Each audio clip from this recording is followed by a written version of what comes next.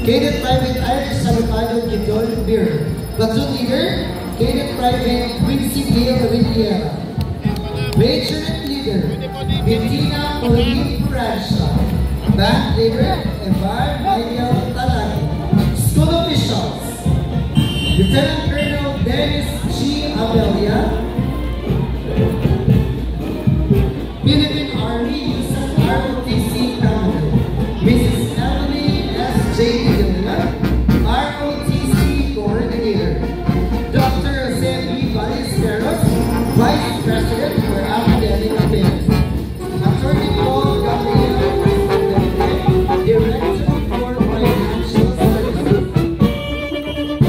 Attorney Jesse Juan Fernando Bautista, Director for Management Service. And Attorney Manuel Cortella, University President. So ladies and gentlemen, the University of St. Anthony ROTC Unit.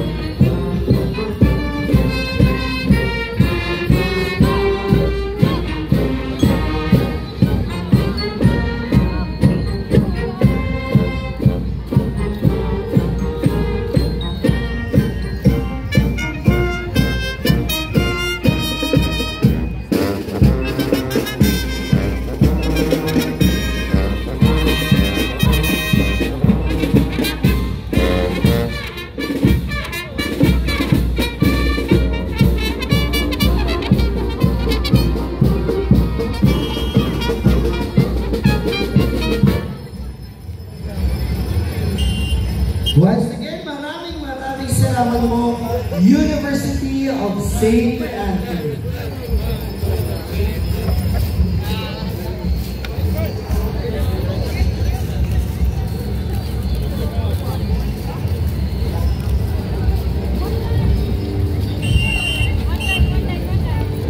Again, maraming salamat po, Attorney Mickey Ortega, and of course, our school officials, Dr.